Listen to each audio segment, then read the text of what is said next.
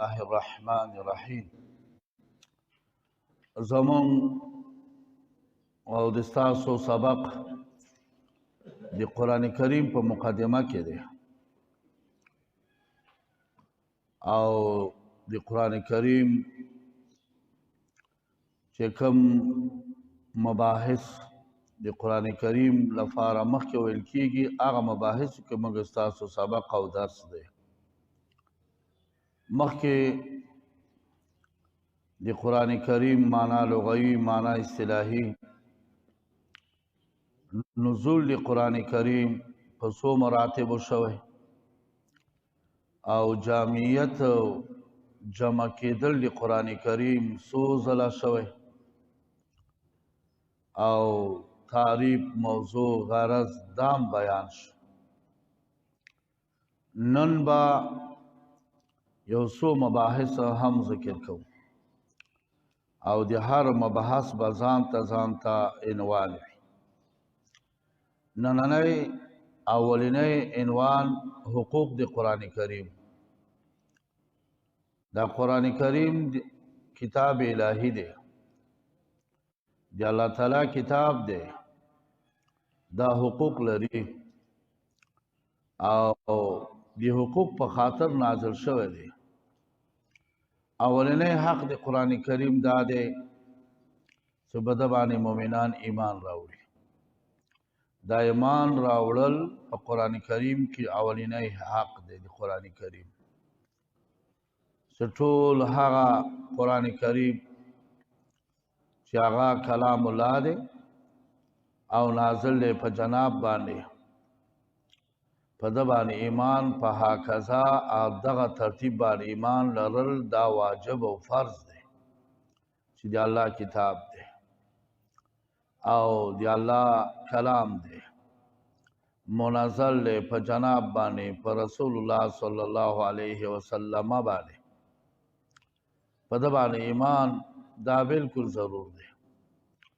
د ارکانو د ایمان څخه دا هم دی چې ایمان به لري. دا هم حق دی ایمان هغه د قرآن کریم دی. دویم حق د قرآن کریم هغه قرائت دی او حفظ دی.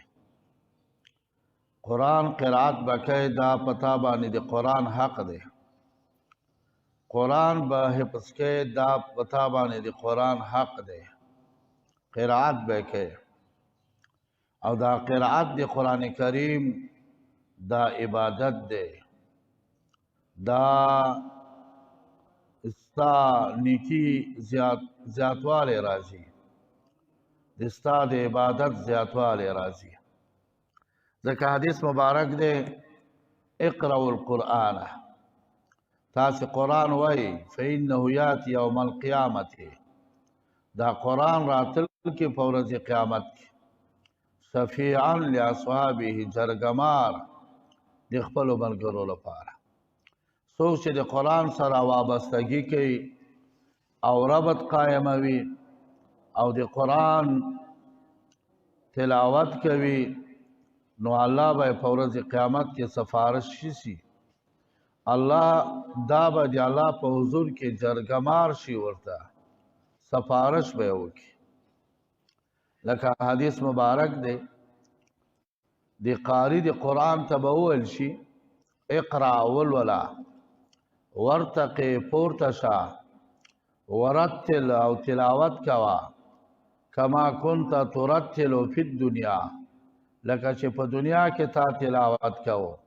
فإن منزلتک، دستا منزل، دستا پړاو، دستا هغه بنګلي او د قصر او د تعمیر هغه اخرنی کور عند آخر آیات تقرأها، دا پنیز د آخر آیات دی چې تی تلاوت کی. دا تلاوتونو چې هر آیات تلاوت کې یو منزل باندې پورته کیږي او د ستا د قاری ته به ستا آخرنی منزل هغه دی چې آخرنی آیات ته خلاص کی د قرآن کریم.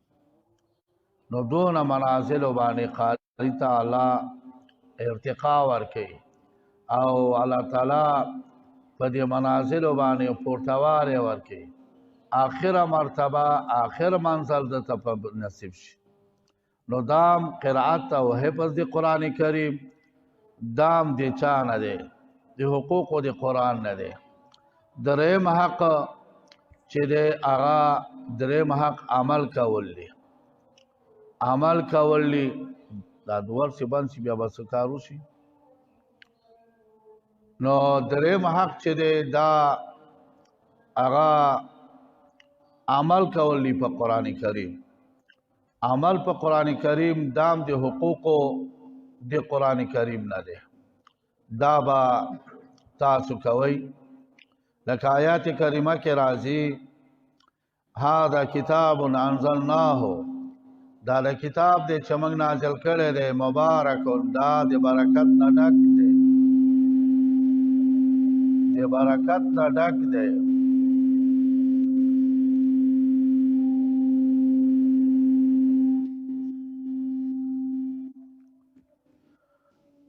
فتبعوه، تاسو تابعداري د قرآن کریم وکوئ، تاسو تابعداري د قرآن کریم وکوئ. نو دریم حق د قرآن کریم داره چړې عمل پې وکړي. د عمل کول دا د قرآن کریم د حقوقونه یو حق دی. او بل څلورم حق د قرآن کریم هغه داره تعلم او تعلیم. خپل زده کا او بل ته وښیه، خپل زده کا بل ته وښیه، دام د قرآن کریم حق دی. دا پتا باندې حق دی د قرآن کریم. ځکه حدیث مبارک دی خیرکم من تعلم القرآن وعلمه، بهتره په تاسو کې هغه څوک دی چې خپل قرآن زده کړي او بل ته وښیي. دا دام د قرآن کریم حق دی. ابو عبدالرحمن یو تابعی دی او دا حدیث یې واورېده، 40 کاله 50 کاله دا ناست دی او خلکو ته به قرآن ښوده. چا تپوس وکړه او پوښتنه وکړه دا ولې؟ وایي ځکه چې کله دا حدیث ما واورېد خیرکم من تعلم القرآن وعلمه ما بل څه.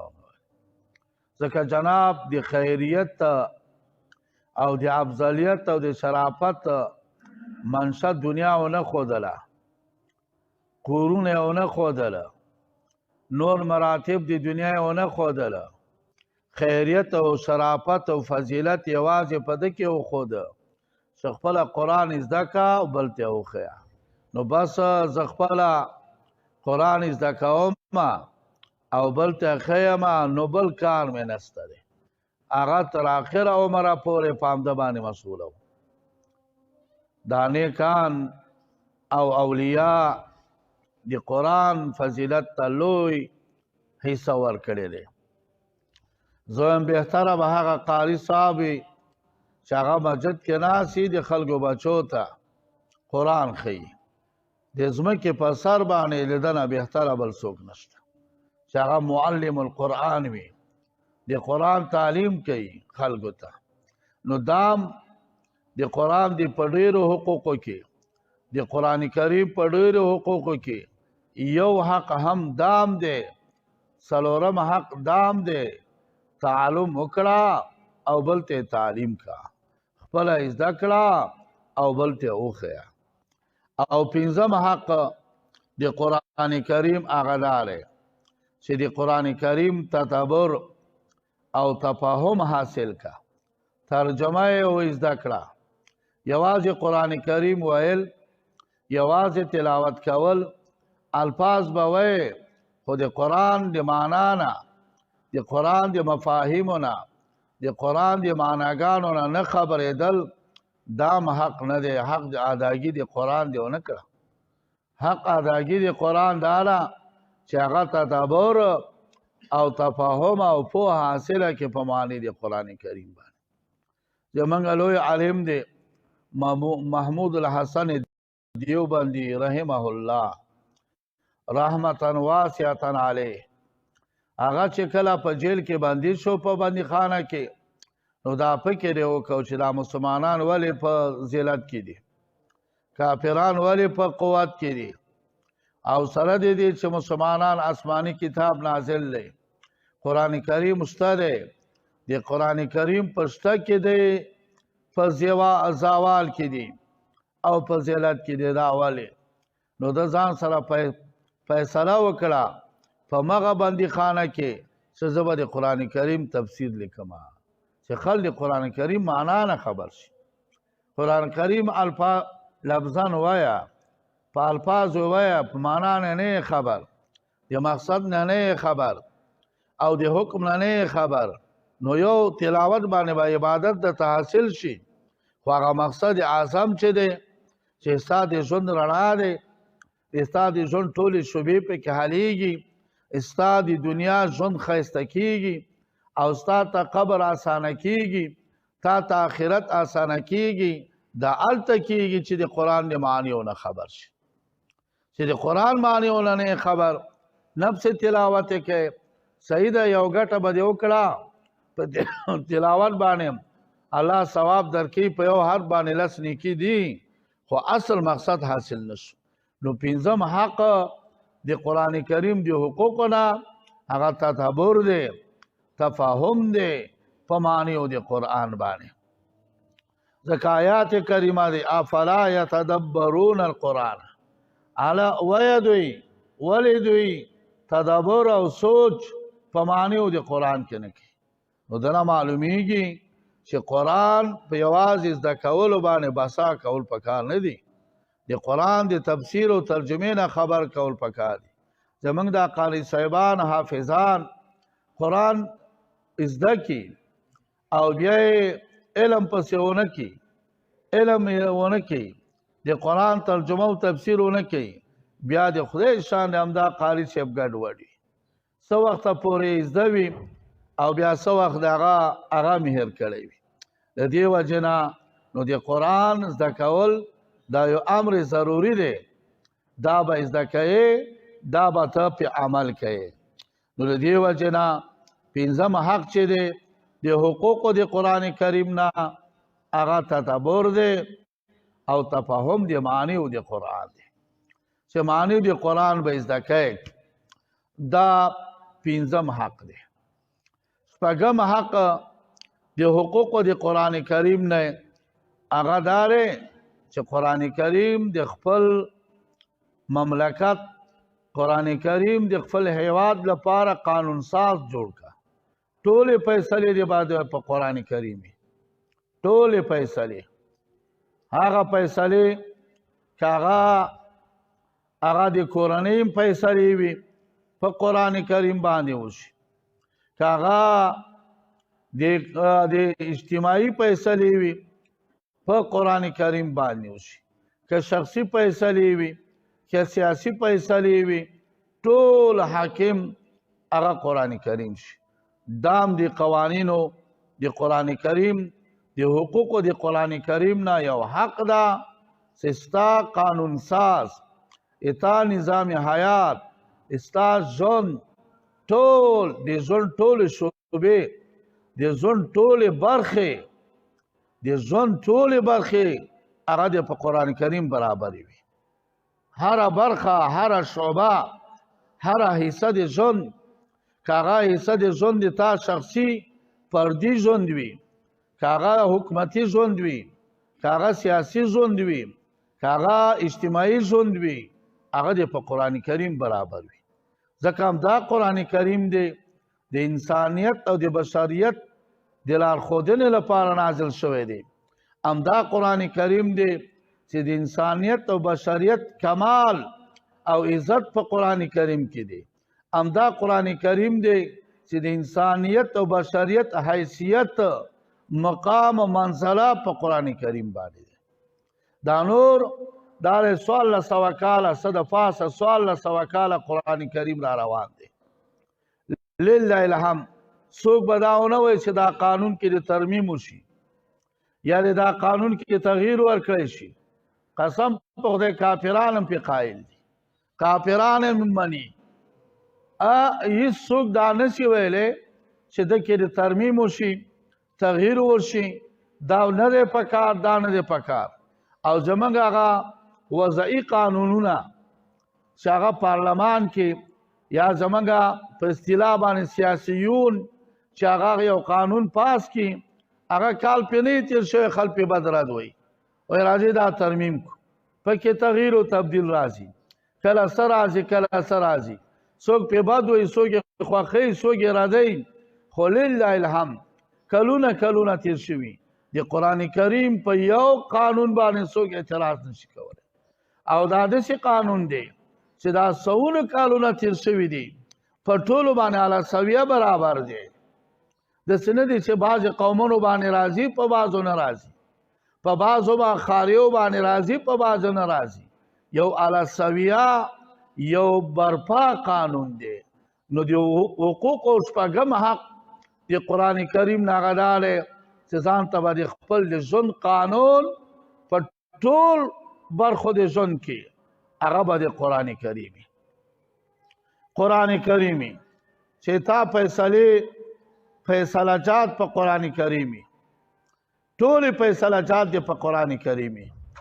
هغه که قرآن کریم نه معلومي صحیح دی قرآن کریم نه به فیصلې کوي که د قرآن کریم نه نه معلوم حدیث مبارکه باندې به فیصلې کوي او که په حدیث مبارکه نه معلوم زمونږ د فقهاو په هغه احکامو به فیصلې کوي چې هغه د قرآن او د حدیث نه مستنبط او مستخرج شوي په ده به ستا فیصلې روا دي بله چا خبرې ته به غوږ نه ږدو د هغه چا ته به نه پوږدو چې دا بنده پیدا کړی چا او د هغه چا هغه خالق قانون ته به غوږ ږدو دا د خلکو خبرې په اغراضو او په شخصي مفاداتو باندې بنا دي الهي قانون په اجتماعي ګټو باندې بنا دی نو په ده به فیصله جات کېږي که اوله فیصله به ګورې قرآن کریم نه کار ته نه و په سنت کې به ګورې که سنت کې نه و په اقوالو د فقهاو کې به ګورې ځکه په اقوال فقها دا د قرآن کریم او د سنت نه مستنبط دي د دې نه مستخرج دي مشهوره خبره دا دی ټول فقه دا شرح د حدیث دی ټول حدیث مبارکه دا شرح د قرآن کریم دی نو دې وجې نه موږ چې مستغني یو او غني یو هغه غنیتوب هم په دې کې ده چې موږ قرآن کریم باندې فیصلې کوو او په حدیثو مبارکو باندې فیصلې کوو او که د دواړو کې نه وه په فقه حنفي باندې فیصلې کوو بس فقه حنفي هغه د شرح د حدیث او د قرآن دی او هغه چا شرح ده چې هغه مجتهدین تیر شوي دي اولیاء تیر شوي دي زبرګان تیر شوي دي د هغې په اقوالو باندې موږ فیصلې به کوو نو دوستانو دا شپږ حقوق د قرآن کریمو په کار دا دی چې دا قرآن کریم دا شپږ حقوق په ځان کې مرعي کړو او د شپږو حقوقو په ځان کې راولو د قرآن کریم سره مینه او محبت د قرآن کریم تلاوت دا یو امر ضروره یو امر مستحبه دی قرآن کریم تلاوت په ژوند کې په کال کې په میاشت کې په ورځو کې څنګه وشي بعض علما لیکي داسې خلک شته دی چې قرآن کریم په یو شپه ورځ کې ختموي شپه ورځ کې قرآن کریم ختموي په یو شپه یو ورځ کې دا هر څوک نشي ختمولی دا هغه څوک یې ختموي چې هغه ته د ژبې برکت الله ورکړی هغې ته برکت لساني حاصل وي هغه ته برکت لساني حاصل په یو شپه یو ورځ کې قرآن کریم ختم امامنا ابو حنیفه رحمه الله ابن عابدین شامی رحمه الله هغه لیکي چې امام صاحب په بیت الله کې ودرېده او دا یو خپه یې راواخیسته په بله خپه په شا یې کېښوده په یو خپه باندې الله ته ودرېده نیمه پاره قرآن کریم دا 15 پارې قرآن کریم یې وویلې په یو رکعت کې سلوسه د الله په حضور کې ودرېده په دویم رکعت کې راغی د هغه بله خپه یې کېښوده بله خپه یې د هغه په بلې پښې په شا کېښودله او دا 15 پارې باقي وویلې په یو خپه باندې الله ته ودرېده اولیاء دي الله هغې ته قوت معنوي ورکړی وي الله تعالی هغوی ته برکت لساني ورکړی وي، په ژبه داسې یو څه به روان وي چې په منټ کې الفاظ او کلماتو ناخوا وځي. برکت لساني چې چا ته الله ورکړی شوی. بعض خلک په امام ابو حنیفه رحمه الله باندې اعتراض کوي چې دا دواړو پښو باندې ودرېدل دا خو مسنون امر دی، دا خو په یو پښه باندې ودرېدلی و. نو ته ورته جواب ورکړي چې دا هغه اعتبارات دي. که ته په دواړو پښو درېږې دا امر مسنون دی، خو د عاجزي او د انکسار د نفس دا خپل نفس اماره بالسوء دا ته ماتوې، په دې نیت باندې یو خپه باندې درېږي، دا بیا د هغه مسنون نه هم ډېر غټ ثواب لري. او که ته د کبر او د غرور له وجې نه په یو پښه باندې ولاړې بیا خو نه دی صحیح. او که د خپل نفس اماره بالسوء مړ کړې، د نفس ته سرزنش ورکړې، نفس سړی تباه کوي که نه، نفس ذلیله کوي او عاجزي په خاطر یې کوي، دا ټیک دی، صحیح دی. نو امام ابو حنیفه رحمه الله دغه نیت پکې و، دا نیت صحیحه پکې و، ځکه دغه شانتې موضوع کو. مثال په توګه یو سړی دی سرتور مونځ کوي، په دې کبر او غرور او پیکۍ اړولی وي، دا هغه چې کوم مودونه او رواجونه راغلي دي په سرتوره ولاړ دی، نو مونځ یې مکروه دی، فقهاو لیکلي دي. او که یو سړی نیمه شپه ده الله ته په ژړا شي او سرتور الله ته ودرېږي چې الله زما دا ټول مشکلات را حل کا، زما دا کار وکوه، دا کمال عاجزي ده، له سره کراهت نشته. اعتبارات دي، علی اعتبارن مکروه ده سرتوره مونځ کول، علی اعتبارن بالکل کمال دی سرتوره مونځ کول. دلته اعتبارات دي، دا باریکات دي، اولیاء په دې پوهېږي، فقها په دې پوهېږي، هغه خدای پرسته علما او اولیاء په ده باندې سر خلاصېږي. نو دوستانو د قرآن کریم ختم بعض علماو په یو شپه یو ورځ کې کو، او بعض علماو په 3 شپو کې کو، په 3 شپو 3 ورځو کې 10 پارې، او بعض علماو په 2 ورځو کې په جمعه کې کو، بعض علماو په میاشت کې کو.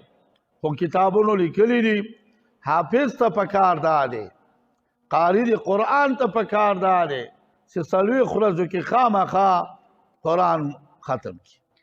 40 ورځو کې مستحب ده چې قرآن دې ختمي، لږ وخت کې 40 ورځو کې په وخت کې غالبا قاری صاحب یو پاره ختم کولی شي.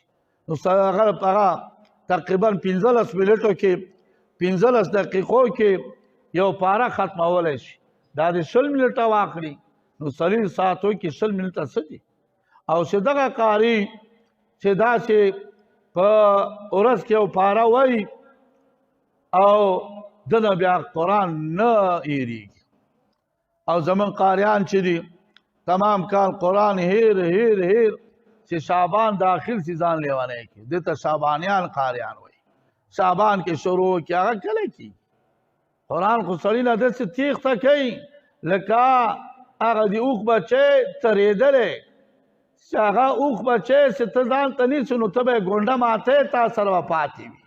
او چې ګونډه دې ماته کړه خوشې دې کړه، ګونډه دې خوشې کړه، بیا چې کومه خوا لاړه دغه شي لکه چې دا اوښ چې داسې تیښته کوي، همدارنګې قرآن هم د سینو نه تیښته کوي. دا هغه چاته پاتې کېږي چې د قرآن لحاظ ساتي او امر مستحبه باندې عمل کوي. نو دوستانو الله تعالی دې موږ د قرآن حاملین جوړ کړي. دوستانو د قرآن هغه اسباب سړی دا قرآن پاتې کېږي، هغه کوم اسباب دي؟ د قرآن سره مینه محبت پاتې شي، هغه لپاره ډېر اسباب دي. یو سبب پکې لا دی ذوب د ایمان، چې ایمان ضعیف وي د قرآن سره مینه او محبت یې نه وي. دویم ارتکاب د معاصي، چې ګناهونه کوي د قرآن سره مینه محبت مناسبت او ربط دا نه وي ځکه هلته په ګناهونو د معنی ګرځي هغه ارتکاب د ګناهونو د ده معنی ګرځي چې قرآن سره مینه وکړي او بله دریم چې اتباع د هوا د خپل خواهشات نفسانی خواهشاتو په سړی لاړ شي چې زما د دا وي زما د دا وي ګاډې وي کورونه دي وي او پټي دي وي مالداري دي وي دا خواهشات نفسانی سړی منې کوي د قرآن د مینې نه د قرآن د زده کړې نه دا سړی منې کوي او څلورم تکاسل دی سستی ده د قرآن سره دا سستی او تکاسل د قرآن سره مینه دا ختمی دا بیا په سړي کې نه راځي او پنځم چې دی نننی تکاسل موجود دی نننی معنی موجود دی چې هغه شیو باندې مشغول کېدل چې هغه له سره مقصود نه وي غیر مقصوده اشیاو باندې مشغول کېدل قرآن سره مینه ختمی لکه دا فیسبوک کول او یا واتساپ کول تمام نوجوانان زمونږ په ده باندې اخته دي بس په ده باندې اخته دي همدا ګوتې خوځوي راخوځوي څپېړی په لاس کې وي نه قرآن تلاوت ته وزګار وي نه د دین کتابونو مطالعې ته وزګار وي نه بل څه ته او دغه شیان کتل هغه نه په دنیا کې ورته ګټه رسوي نه په آخرت کې ګټه رسوي او شپږم چې قرآن نه سړی پاتې کوي هغه غفلت دی بې پروایي دی چې بې پروایي وکړي د قرآن نه مینه دې ختموي او هم چې د دنیا په ډېرو مشکلاتو کې ته ځان مشغوله کېدل یو خوا د دنیا یو کار شروع کړی بلکې بل شروع کړی بلکې د بل شروع کړی سهار نمازه نیولې ته ماسخوره پورې د دنیا په کارو کې اخته کېدل دا د قرآن نه سړی مشغوله کوي قرآن نه سړی سستی او اتم چې حب الدنیا د دنیا محبوبیت دنیا سره مینه دا د دین سره سړی بېمینه توب راولي د قرآن سره بېمینې توب راولي او نه هم چې هغه دا دی چې دا موسیقي او دا ټنګ ټکول د آلات اوریدل د آخرت سره بې پروایي د قرآن سره بې پروایي د دین سره بې پروایي دا شیان راولي دا غنا دا موسیقي دا بعض فساق فجار دا وایي موسیقي د روح غذا دی د روح غذا دی دا غلطه خبره کوي ستا د روح غذا قرآن کریم تلاوت دی د روح غذا د دین منل دي په دین باندې عمل کول دي روح به مطمئنه جسد به مطمئنه بدن کې به اطمینان وي روح کې به اطمینان چې دین ته تمایل وکړي موسیقي روح غذا نه ده او دا خبره اوس دا نننۍ ټکنالوژي دا خبره ثابته کړې ده چې دا ډېره خوشحالي زړه داری سړی مړ کېږي اوس دا هندوستان او په بل ځای کې دې خبرې ته دی هغه کړی دی تفتیش کړی دی چې ډېره موسیقي باید بنده شي دا پړه کې خوشحالي راولي پړه کې یو کیفیت راولي هغه برداشت نه کړي مړ شي ډېر په میدانونو باندې یا په رقص یا په نورو شیانو باندې دا ثابته شوې ده چې زړه دوره پرې راغلی دی او مړ ته مړ شوی نو معلوم شو د روح غذا دا غلطه خبره ده چې موسیقي دی د روح غذا د ستا دین دی د روح غذا د ستا قرآن دی د روح غذا د دین منل دی اطمینان قلبي او اطمینان قلبي او د بدن آرام سکون دا په دین کې دی دا په قرآن کریم کې دی همدارنګې لسم چې دی د قرآن نه سړی پاتې کوي هغه دی چې هغه قوه حسنه د ده په قوه حسنه هغه قدرت حسنه د سره نه وي انعدام نشتوالی د قوت حسنه وي قوت حسنه دی ونه لري د قرآن نه دا پاتې کېږي همدارنګې په د د قرآن نه پاتې کوي چې د خو خلکو سره صحبت دی نه لري، د خو خلکو سره ناسته نه لري، د خو خلکو سره مجلس نه لري، د هغه سره توفیق نه شامل حال دام د قرآن نه سړی پاتې کوي او قرآن نه سړی پرېږدي. همدارنګې د قرآن کریم نه سړی پاتې کېږي هغه اجتماعات اسلامیو کې د اهتمام نه وي. یو اجتماع اسلامیه جوړوي او د په اجتماع اسلامیه کې د دخول نه کوي، د هغه اهتمام نه کوي، هغه ته نه ورځي، نو د خپل دین نه بې پروایي، د خپل قرآن کریم نه بې پروایي، د قرآن ترغیبات وانه اوري، نو ځکه په بل طرف ته روانې. نو دوستانو تقریبا دا 12 اسباب د دې دي سړی د دین نه بې پروا کوي، د قرآن نه بې پروا کوي او سړی په ګمراهي باندې او په بل څه باندې سړی اړوي. دا یو بحث.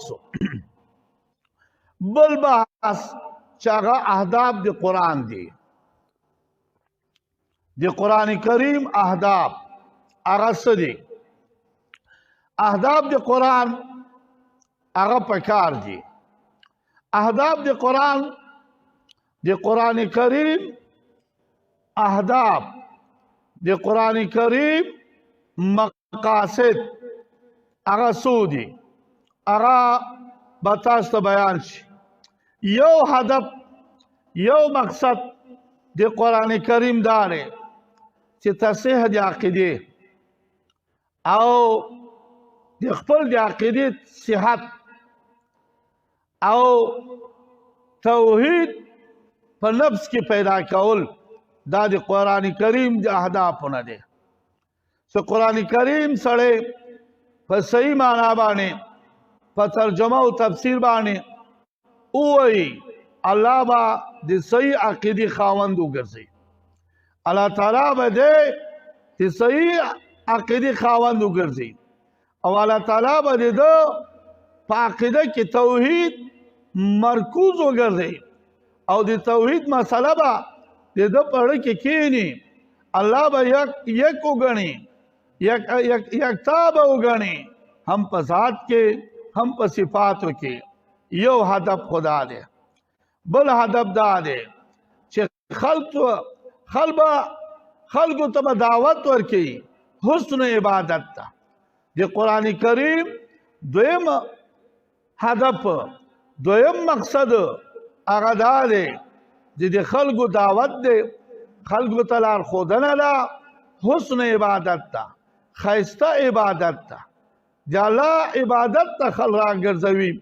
قرآن کریم دا دویم هدف او مقصد دی.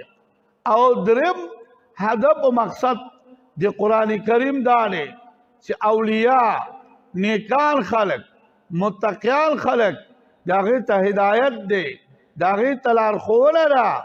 لارښوونه هر چا ته کوي، عامو خلکو ته هم کوي، خو متقیان کې پیدا اخلي. متقیان، اولیاء او نیک خلق چې ګټه چې اخلي. کله هدایت خو هر چا ته دی، هدن للمتقین هم دی، هدن للناس هم دی، عام خلکو ته هم هدایت دی. خو عام خلکو ته هدایت دی خو ګټه ترې نه اخلي. متقیان، پرهیزګاره، نیکوکار خلک د هغې ته هدایت تر څنګ پیدم ترې اخلي، هغه د آخرت پیدو ته ننوځي. څلورم هدف او مقصد هغه دا دی چې سړی د ظلماتو نه، د جهل نه نور علم ته بیایي. قرآن ترجمه، د قرآن تفسیر، د ظلماتو جهلیو نه نور ایمان ته، د ظلماتو جهلیو نه نور د علم ته سړی ورداخلوي او هلته به پنځم هدف او مقصد چې دی هغه دا دی مؤمنانو ته زیر ورکړي په اجر باندې او په ثواب باندې، چې الله به تاسو ته اجرونه درکړي، الله به تاسو ته ثوابونه درکړي. او کافرانو ته وعید، ویره ده او توبیخ دی په عذاب باندې. دا پنځم مقصد او هدف دی دی قرآن کریم نا شپږم هدف او مقصد هغه دا دی څوک چې قرآن کریم باندې عمل وکړي قرآن کریم زده کړي د دنیا سعادت به دا به الله په نصیب وګرځي په دنیا کې به نیکبخته وي د دنیا سعادت به نصیبي او د آخرت سعادت به نصیبي چې قرآن کریم باندې عمل وکړي د قرآن کریم د معنیونه د قرآن کریم د مفاهیمونه د قرآن کریم د مقاصدونه د قرآن کریم د مصداقنا ځای خبري په دنیا کې نیکبخته سړی همدا دی او په آخرت کې نیکبخته سړی همدا دی اووم هدف او مقصد د قرآن کریم هغه دا دی دا هغه اهداف او مقاصد د قرآن کریم دی چې پیدا انسانیت او بشریت ته راجع دی پیدا انسانیت او بشریت ته راجع دی تکریم د انسان او تشریف د انسان راولي دا هدف دی هغه مقصد دی چې څوک په قرآن کریم باندې عمل وکړي د قرآن کریم معنیونه خبر شي الله معظم الله مکرم الله مشرف ګرځوي بالکل په خبره کې به طاقت وي په عمل کې به طاقت وي او د خلکو په نیز به مکرمي د خلکو په نیز به مشرفي شرافت کرامت عزت حیثیت مرتبه مقامیت دا په قرآن کریم کې دي ډېر صحابه حضرت عمر بن خطاب سوی و یا عمره یو وخت هغه سړی وي چې په دشتو کې به ګرځېدلې او شپونکي به یې کوله او د هېچا به په یاد هم نه وي او یو وخت هغه سړی چې د خلکو مکرم او مشرف ګرځېدلې وجه سره چې جناب باندې ایمان او په قرآن باندې ایمان نو سړی کې انقلاب راولي په سړی کې بدلون راولي سړی نه سړی کوي ټیټه مرتبه والا مرتبه ورته ورکوي دا ټول اعزازونه په قرآن کریم کې دي اتم هدف او مقصد د قرآن کریم چې هغه انسانیت ته راجع دی بشریت ته راجع دی هغه تعبد دی په تلاوت د قرآن کریم باندې په نور کتابونو په تلاوت باندې عبادت نه حاصلېږي د نور کتابونو تلاوت قرائت عبادت نه ده ثواب نه ده د قرآن کریم تلاوت قرائت تلفظ دا ثواب دی عبادت دی اعلی عبادت دی تلاوت په یو حرف باندې لس نیکي دي دا د قرآن کریم د مقاصدو نه دي دا د قرآن کریم د اهدافو نه دي خو دا هغه مقاصد او هغه اهداف چې هغه انسانیت او بشریت ته راجع دي او ست عداد د قرآن کریم اصول دي د قرآن کریم اصول درې دي او تقریبا سلور نور اصول دي خو دغه نور سلور اصول ته مقاصد وای او د قرآن کریم دا درې اصول ته اصول وای او دا خبره شبیر احمد عثماني رضی الله تعالی عنہ کړي اصول د قرآن کریم په قرآن کریم کې اصل هغه درې دي توحید مسله ده رسالت مسله ده او د قیامت مسله ده دا قرآن کریم کې اصول دي دا د قرآن کریم لغدری اصول نه بحث کوي د توحید مسلې نه بحث کوي چې الله یو دی هم په ذات هم په صفات او چې هغه استا په توهم کې راځي استا په وهم کې راځي د استا په خیال کې راځي د ټولو اشیاءونه الله خالق کول دته توحید وي سستا په ذهن کې راځي سستا په وهم کې راځي سستا په تصور کې راځي سستا په خیال کې راځي د ټولو اشیاءونه الله خالق کول دا توحید د اصطلاحي نو اصول د قرآن کریم چې هغه په قرآن کریم کې اصول دي هغه درې دي. توحید مسله ده چې هغه د الله تعالی مسله ده چې الله یو دی په ذات او صفات کې شریک نه لري. او دویمه مسله د رسالت ده، اثبات د رسالت د جناب ده. لدی وجنا چې چېرته الله اطیع الله وایي واطیع الرسول سره څه کوي. ځکه اطیع الله تو هغه اصل ته اشاره ده، اطیع الرسول دویم اصل ته اشاره ده، او بل قیامت ده. دا درې مسائل د اصول د قرآن نه دي. دا د قرآن کریم اصولی مسائل دي، بنیادی مسائل دي، اساسی مسائل دي چې دا درې شانو نه دی بحث کوي. اصولی اساسی بنیادی مسائل دي، له دغه درېو نه بحث کیږي. قیامت را روان دی، قیامت راځي. عقل مو چې قیامت راځي. ځکه عادت الله په دې جاری دی چې یو شی کمال ته ورسیږي زوال لري. دنیا اوس کمال ته رسېدلې دی، ای دنیا کمالات ټول ظاهر شوي. عقل مو چې دا قیامت را روان دی. ای دنیا چې هغه کمالات چې هغه عقل نه مني، عقل درک نشي کولی، هغه په دنیا کې ظاهره شو، نو دنیا کمال ته ورسېده. عادت الله په دې جاری دی چې کوم شی کمال ته ورسیږي ان قریب هغه زوال کوي. نو دا دنیا به زوال کوي. دا ټکنالوژي او دا ساینسدانان په دې پوه شوي دي چې کره د ځمکې او کره د شمس دا سره قرب دی، دا ګرمۍ زیاتیږي، هلته واورې ویلې کېږي، بل بر اعظم کشف کېږي. دا وجه دا دی چې ګرمۍ زیات یخني کمه. دغه شمس کره د ځمکې کورې سره یو ځای شي، ټول به ویلې ویلې شي. دا قیامت دی. دی په ده باندې پوه شوي دي، دې خبرې ته نتیجې ته رسېدلي دي. نو اصول د قرآن کریم هغه بنیادی مسائل د قرآن کریم درې دي چې اصولي او بنیادي چې هغه قرآن کې چې بحث کېږي، د توحید مسئلې نه کېږي، د رسالت د جناب د پیغمبري او هغه د رسالت اثبات، د جناب د پیغمبري اثبات، او بل د قیامت. او څلور یو څو مسائل نور هم شته چې هغه مقاصد د قرآن دي. هغه سره تخویب دی، خلکو ته ویره ورکول، ګناهګارو ته ویره ورکول، په جهنم باندې، په عذاب القبر باندې. او بل مقصد د قرآن کریم بشارت دی، زیری ورکول دي هغه چاته چې قرآن کریم مني او عمل په دین باندې کوي، احکام شرعیه مني، هغې ته زیری ورکوي په جنت باندې. او شپږم مقصد د قرآن کریم احکام شرعیه دي. احکام شرعیه دا مقصد د قرآن کریم دی، دام بیانېږي.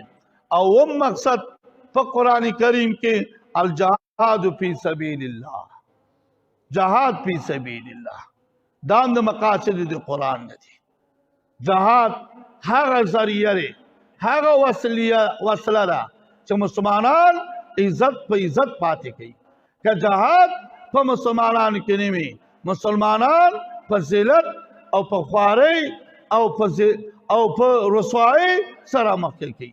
د مسلمانانو عزت، د مسلمانانو وقار، د مسلمانانو اتلیت، د مسلمانانو اقتدار هغه یوازې په جهاد فی سبیل الله دی. قرآن ډک دی په جهاد فی سبیل الله.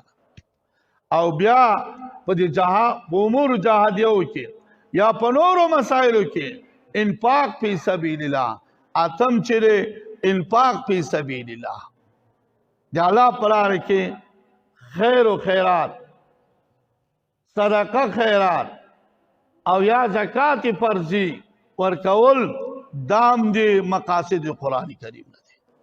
نو مقاصد قرآن کریم ټول اته شو. درې اولینی هغه اصول دي، او دا مابقیه اصول نه دي، د مقاصد د قرآن نه دی. نو ټول مقاصد د قرآن چې قرآن کې بحث کوي هغه اته شو.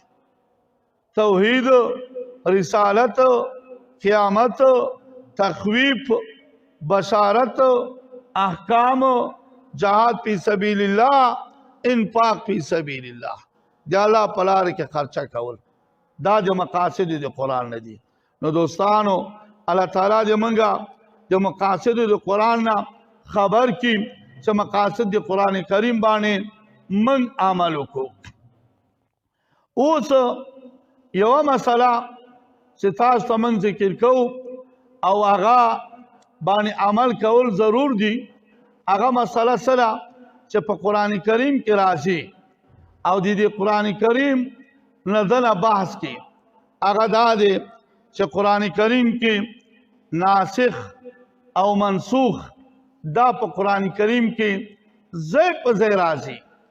آیا نسخ په لغت کې څه ته وایي، نسخ په اصطلاح کې څه ته وایي، او د نسخ شرائط څه دي؟ نسخه چې قرآن کریم کې یو اصل دی. نسخه په لغت کې ازالې ته وایي، نسخه په لغت کې ابطال ته وایي، یو شی باطلولو ته وایي، ختمېدو ته وایي. دا اوله معنی لغوي ازاله ابطال. دویمه معنا د نسخ نقل او نقل حکم د نقل یو ځای نه بل ځای ته، دا معنا لغوي د نسخ دی. او درېمه معنا د نسخ تحویل دی، یو شی د یو شي نه حواله شي بل څه ته، دا معنا د نسخ دی. او په اصطلاح کې نسخه څه ته وایي؟ رفع د حکم شرعي ده، پورته کېدل د حکم شرعي دی په دلیل شرعي، هسې دلیل شرعي چې هغه وروسته راشي. دا اصطلاحي معنا د نسخ شوه.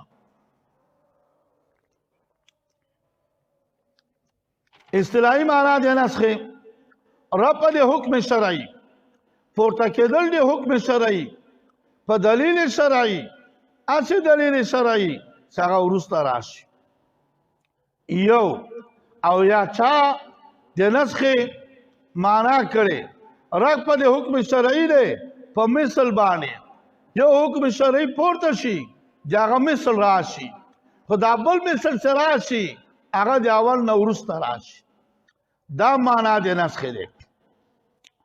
او چا لا ویلی دي د نسخ تعریف دا دی ازاله د مثل حکم ثابت دی، ازاله شي لرې شي حکم ثابته په قول جناب باندې بل حکم راشي سره د تراخي او وروستوالی.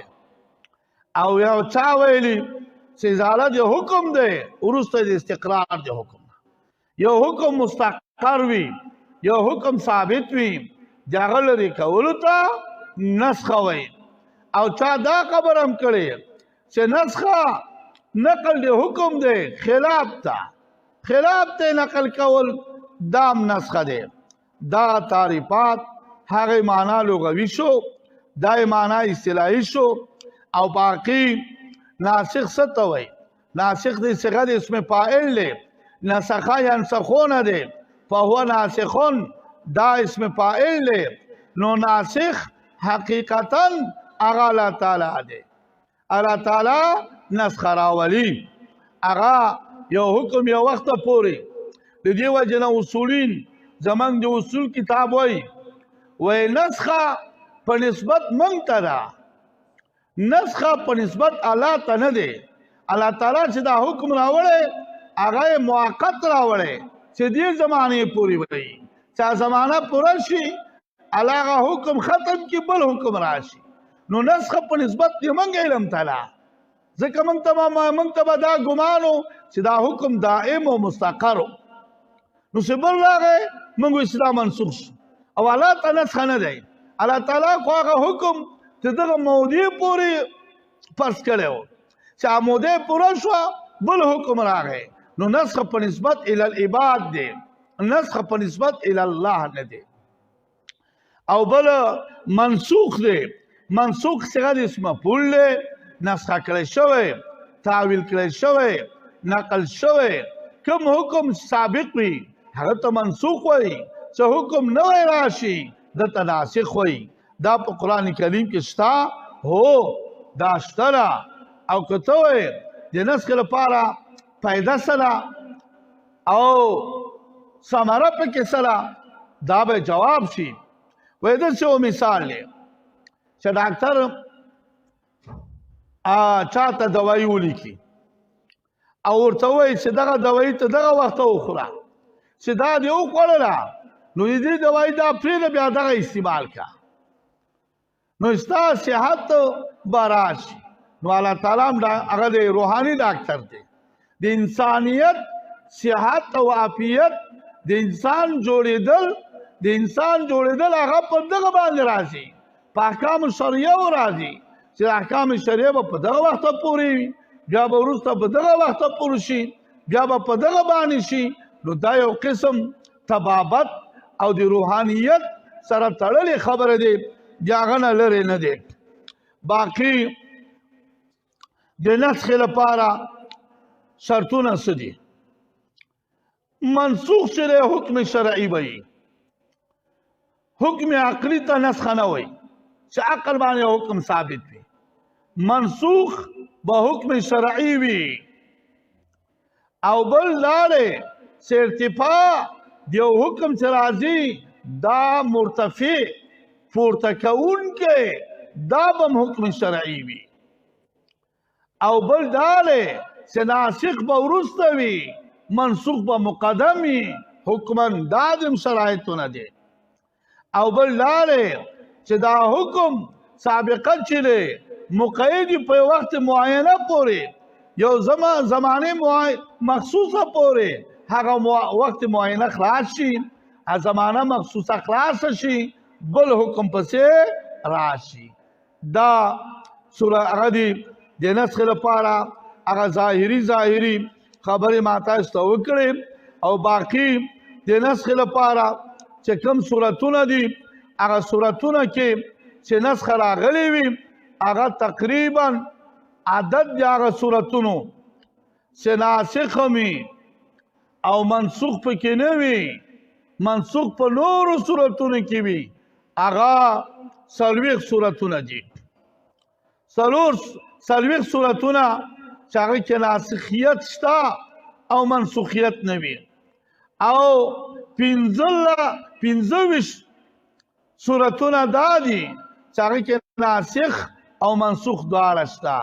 نو دغه تعدادو دغه د علماو خبره وه چې ما تاسو ته اختصارا وکړه. باقي زمونږ ستاسو مخې ته څه شیان راځي د هغې مباحث هم ذکر کوو. اول دا زمونږ ستاسو ته مخې ته صورت راځي. څوک وایي صورت په لغت کې څه ته وایي، صورت په اصطلاح کې څه ته وایي؟ صورت ماخوذ د سعر نه، سعر مابقیه ته وایي، هغه مابقیه چې د اوبو نه مابقیه وي په لوښي کې پاتې وي، مابقیه اوبو په لوښي کې پاتې وي د څښلو نه، دته سور وایي، دته مابقیه وایي. او نو دې وجې نه د صورت معنا لغوي مابقیه. او په اصطلاح کې صورت قرآن، صورت قرآن دی، یشتمل علی عین چې مشتمل په آیتونو باندې، ذی فاتحة چې دا صورت خاوند ابتدا وي، و خاتمة خاوند اختتام وي. صورت څه ته وایي؟ قرآن، دا قرآن دی، تشتمل علی عین مشتمل په آیتونو باندې، ذی فاتحة و خاتمة خاوند ابتدا او د اختتام. اقل صورت 3 آیتونه دي، لکه ان اعطیناک الکوثر دا صورت دی او 3 آیتونه دي. دا خبره مو شوه.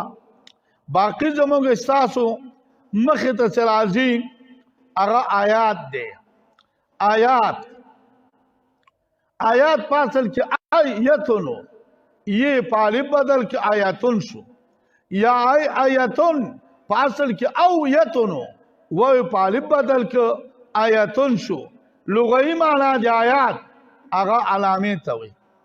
لغوي معنا د آیات علامه نښې ته وایي. علامې او نښې ته هغه ویل کېږي آیات. او په اصطلاح کې آیات څه ته وایي؟ طائفة من کلمات القرآن، یوه حصه ده د کلماتو د قرآن نه، متمیزة بفصلن چې جدا کړی شوي په یو جدا فصل باندې. هغه فصل څه ده چې آخر د آیات دی. داسې قوس غوندې لیکلی هغه د پښتو 15 غوندې لیکل شوي دته فصل وایي، جداوي وي. په اصطلاح کې آیات څه ته وایي؟ طائفة من کلمات القرآن، دا طائفه د کلماتو د قرآن نه، متمیزة بفصلین چې جدا سوي په فصل باندې. او فصل سره چې آخر د آیات دی. داو د صورت معنا لغوي، معنا اصطلاحي. داو آیات معنا لغوي، معنا اصطلاحي. باقی آیتونه د قرآن کریم څو دي؟ په دې کې اختلاف دی. مشهور خدا دی 6,700 آیتونه دي. دا خو هغه مشهور د آیتونو شمیر دی، مشهوره او دقیق د آیتونو شمیر تقریبا 6,210 آیتونه دي. 6,210 آیتونه دي بغیر د بسم الله نه. چې بسم الله تسمیه پکې نه شمیرل شوي، هغه پکې نه شمیرل شوي. که بسم الله هم پکې شمیر شي د سورتونو په سر کې چې بسم الله دی، که دا هم ذکر شي بس آیتونه بیا څونه شمیر دی؟ 6,349 دا آیتونو شمیر دی. حروف په قرآن کریم کې څونه دي؟ حروف په قرآن کریم کې ټول حروف په قرآن کریم کې هغه 23,015 حروف دي. 23,015 حروف دي په قرآن کریم کې. کلمات په قرآن کریم کې څو دي؟ کلمات په قرآن کریم کې چې کلمې راواخلې 4,499 دا کلمات دي په قرآن کریم کې. علماو تحقیق کړي، علماو دا ذکر کړي دي. الله دې ته خیر کثیر ورکړي چې دا یې ذکر کړي. اوس سورتونه مکی شته او سورتونه مدنی شته. دا کم دي؟ د جناب رسول الله صلی الله علیه وسلم ټول عمر 53 کاله و. ټول عمر د جناب 53 کاله و. د پیغمبري د مخ کې عمر 40 کاله و. په 40 کلنۍ باندې پیغمبر شوی. او د نبوت عمر 23 کاله و. د نبوت عمر 23 کاله و. او د جناب ټول عمر 5 اقسامو ته تقسیمیږي چې جناب په عمر کې څه سختیانې لیدلې دي. د جناب په عمر کې کم تکالیف دي. زه کله کله ملګرو ته وایم زمونږ دا خوشحاله اسلام خوښېږي. اسلام کې مزې وي، چلچې وي، لر و بر ګرځه را ګرځه، نو اسلام ښه دی. او کله تکلیف وي بیا دې تکلیف داسې اسلام دی موږ بیا خوښ نه دی، بیا تې ځان وباسو. د جناب عمر چې راواخلې په 5 مراتبو باندې تقسیمیږي. اوله دوره د عمر دعوت خفیه و، پټ دعوت به کو چې پیغمبر شو. دا 3 کاله و. 3 کاله بالکل خفیه دعوت. دویمه دوره د عمر د جناب دعوت علانیه وه، دعوت ښکاره و، خو د کافرو له طرف نه اذیت و تکلیف نه و، ځکه غلبه د دعوت نه وه. کسان ډېر نه و، کافرانو دا احساس نه و چې دا به موږ ته تکلیف جوړ کړي. د دعوت علانیه ښکاره و او په دغه علانیه کې د کافرانو اذیت و تکلیف نه و. دا 100 کاله و، دا 2 کاله و، دا 2 کاله داسې تېر شو. درېیمه دوره د عمر د جناب دعوت علانیه وه، خو د کافرانو اذی او تکلیف یې زغ زیات زغ زیات تکلیف یو په دا دعوت علانیه کې.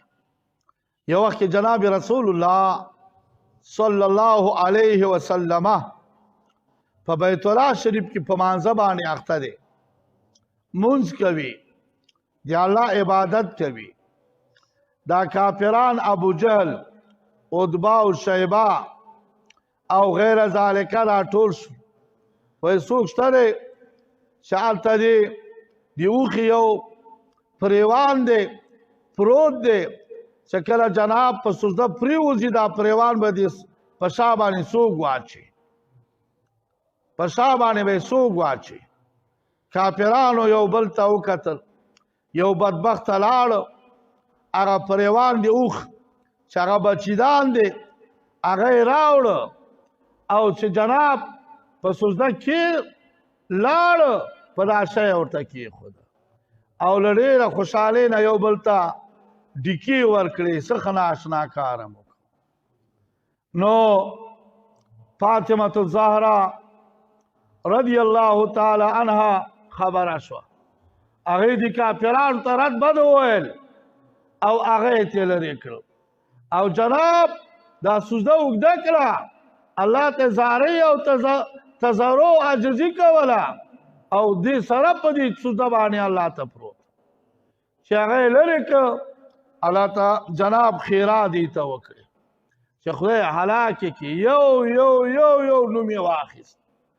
صحابه وایي چې چا نوم جناب په دې خیرا کې اخیسته و، پر غزوة البدر کې هغه مغلسې پراته و، څنګه چې خیرا یې کړې وه. د زرګر تا خو ټک وي، یا خو د اخوا دې خوا ټک وي، د پیغمبري خو خیرا خو خیرا وي، مغلسې پراته و چې څنګه یې خیرا کړې وه. نو دغه تکلیف درېیمه دوره د جناب دعوت علانیه و، خو تکلیف زغ زیات، خو سره د دې دافع و معنی موجود. په سارا کې دافع څوک و؟ ابو طالب و، د هر تکلیف دفع یې کوله. او په کور کې تسلیت والا څوک وه؟ حضرت خدیجة الکبرى رضی الله تعالی عنها وه چې رابغی څومره تکلیف به تېر شوی، دې بیبي به چې کم بیان ورته وکړو، کم خبرې به یې وکړې، نو د جناب تسلیت به راغی. ډېره هوښیاره بیبي وه او زمونږ ستاسو مورکۍ او زمونږ ستاسو مورکۍ دی په جناب باندې ډېره ګرانه وه، ډېره ګرانه وه او ډېره هوښیاره وه، عقلمنده وه. عائشہ رضی الله تعالی عنها فرمایي وایي زما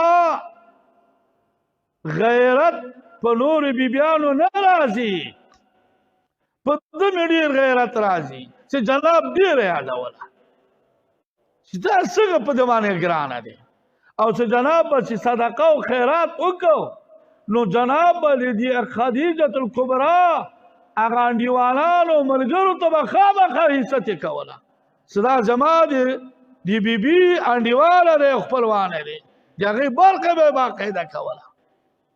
جبرئیل علیه السلام به ورته راغی چې خدیجة الکبرى باندې سلام وایه او جبرئیل علیه السلام به ورته راغی چې خدیجة الکبرى ته زیری ورکړه چې دی کور په جنت کې د مغلرو نه جوړ دی. دین باندې غیرت کول، دین نه حمایت کول، الله ډېر غیرتي ذات دی. سړی هم داسې یوازې نه پرېږدي، خدا چې صحیح معنا باندې سړی په دین باندې ودرېږي، هر څه به الله پوره کوي.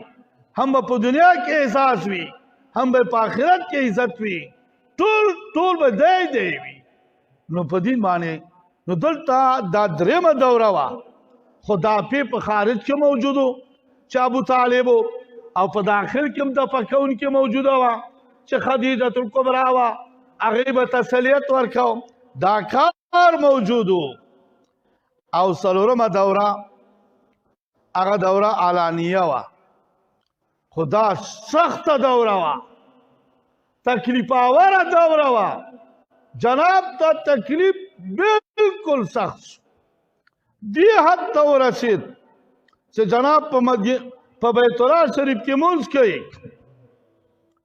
او ابو جهل او کافران څادر په خیال کې راکاږي څوک نشته چې د دفاع وکړي یوازې ابوبکر صدیق رضی الله تعالی عنہ فرمایي چې خدای هم هلاک کا دا خو هغه سړی د خپل رب ته عبادت کې تاسو څه کم کړي دي ابو طالب وفات شو په دغه دوره کې څلورمه دوره کې تکالیف زیات شو او خدیجة الکبرا په کور کې وفات شوه د ابو طالب د وفات او د خدیجة الکبرا د وفات څو ورځې موجودې وي نو دا بیا ډېر سختترین دوره په جناب تېر شوی دته عام الحزن وایي عام الحزن د جناب هغه کال د خفګان کال سختترین خفګان په خارج کې هم دا پې څوک نه و چې دنه دفع کړی وی او په داخل کې هم داسې څوک نه و چې جناب ته تسلیت کړی وی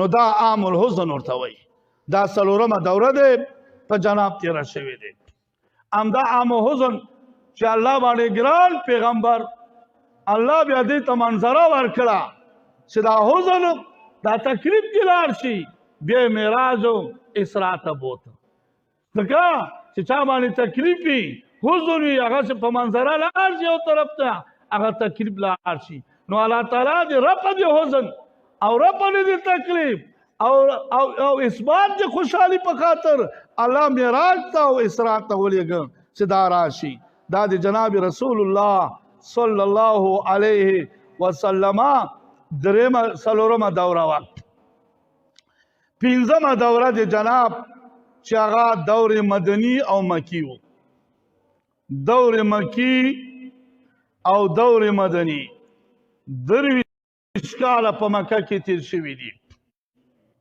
او 10 کاله په مدینه منوره کې تیر شوي دي هغه 14 کاله په مکه کې تیر شوي دي او 10 کاله په مدینه منوره کې تیر شوي دي نو په دا 14 کاله مکی دوره کې دغه تکالیف پې راغلي د مدینې دوره کې تکالیف نه دي راغلي هلته بیا انصار الله ورته پیدا کړل او دین نه حمایت وکړو بهر تقدیر صورت مکی کم یو دی صورت مدنی کم یو دی او څونه صورتونه مکی دي او څونه صورت مدنی دي او کومې نښې د صورت مکی دي کومې نښې د صورت مدنی دي دوستانو د دې لپاره تعریفات شوي دي یو تعریف مکی هغه دی کل ما نزل بمکه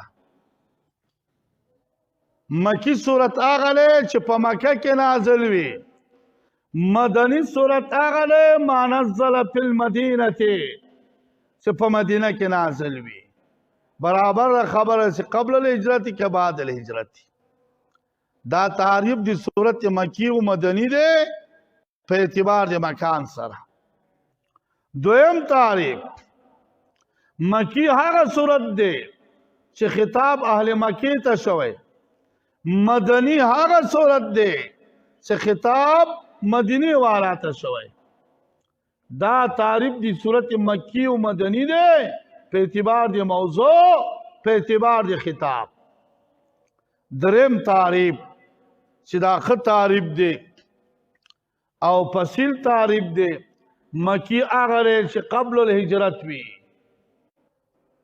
قبل الهجرت وي مدنی هغه دی چې وروسته د هجرت وي باز دا ښه تعریف دی قبل الهجرت صورتونه دا مکی دي بعد هجرت صورتونه دا مدنی دی.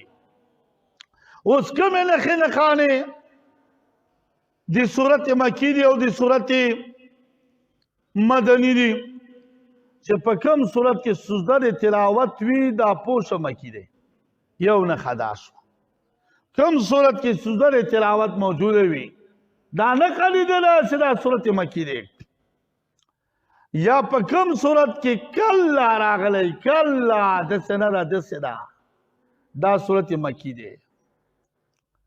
همدارنګې چې په کوم صورت کې یا ایها الناس راغلی وي دا صورت مکی ده.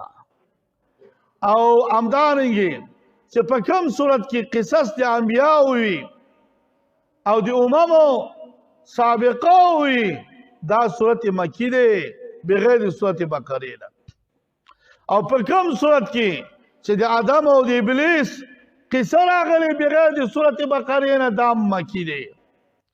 او چې د کوم صورت ابتدا هغه باندې راغلی په حروف متشابهات راغلی لکه الف لام را یا حامیم چې په دې صورتونو ابتدا په دغه ټکو راغلی وي دا مکی دی بغیر د بقرې نه.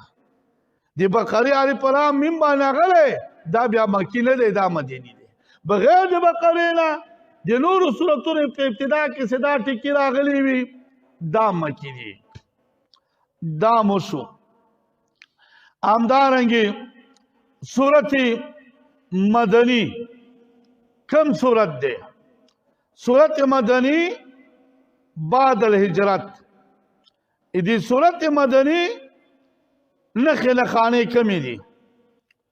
صورت مدنی چې کوم صورتو کې احکام فرضیه پکې بیانېږي احکام فرضیه یا په کوم صورت کې حدود بیانېږي پوه دا مدنی دی. د مدینه کې احکام شرعیه نازل شوي په مدینه منوره کې حدود نازل شوي. زمونږ ستاسو مورکۍ وایي که نه عایشه صدیقه عفیفه رضی الله تعالی عنها وی الله تعالی حکیم ذات دی. په تدریج سره مسلمانانو ته ښودنه وکړه. اول یې توحید مسله بیان کړه بیا اثبات د پیغمبري وکړه بیا وی قیامت را روان دی وروسته احکام شرعیه راوړه. او که صلی الله علیه وسلم مس کوي نو خلکو باندې ډېر غږ تمام دی. یا پنځه منځونه وکوئ زکات ورکړئ دا وکوئ نه الله ډېر په تدریج سره توحید مسله اهمه هغه وه رسالت مسله وه اثبات د قیامت وروسته مدینی دوره کې بیا احکام شرعیه نازل کړو. دا مو شو. او بله نښه د صورت مدني چې ذکر د منافقانو ذکر شوی. د منافقانو ذکر راغلی وي ته پوه شې دا مدني صورت دی بغیر د صورت عنکبوت نه. او بله نښه د صورت مدني دا دی چې مجادله او جګړه د اهل کتابو سره د کفارو سره شوي په کوم صورت کې دام صورت مدني دی دام نښه د صورت مدني دی. نو دوستانو ټول صورتونه سور مکیه او سور مدنیه. سور مکیه دو اتیا دي. سور مکیه دو اتیا دي. ټول سور مدنیه شل دي او دولس صورتو کې اختلاف دی څوګې مکی ده او څوګې چې مدني ده. دا هم یو خلاصه خبره ده. اوس د هر صورت په ابتدا کې څه کول پکار دي؟ د هر صورت په ابتدا کې دا امور باید ذکر شي. نوم دی صورت لکه صورت بقره دا نوم په کوم اعتبار دی؟ ترتیب نزولی په ترتیب نزولی کې دا کم مرتبه صورت دی؟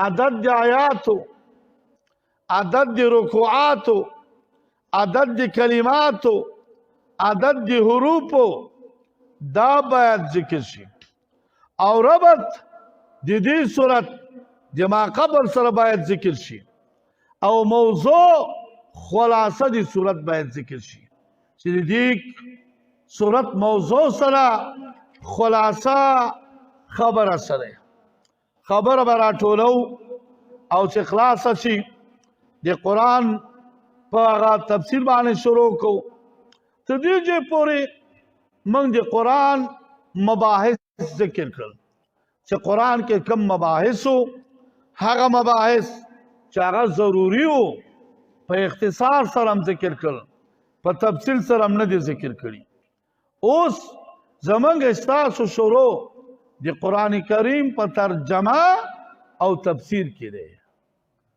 تر دې پورې د قرآن کریم مباحث تیر شو اوس تفسیر مباحث دي تفسیر په لغات کې څه ته وایي تفسیر په اصطلاح کې څه ته وایي یو خوا تفسیر دی بله خوا تعویل دی د دواړو په منځ کې کوم نسبت دی د نصوب اربعونه تفسیر په لغت کې مصدر دی او مشتق دی د فسرهونه باب تفعیل لی باب تفعیل لی ماخوذ ده د پسر نه پسر بیان کشف تام ته وایي اظهار تام ته وایي بیان تام ته وایي دوستانو دا پا سین را دا درې مادې چې یو ځای شي رڼایي ته وایي او اظهار ته وایي کشف ته وایي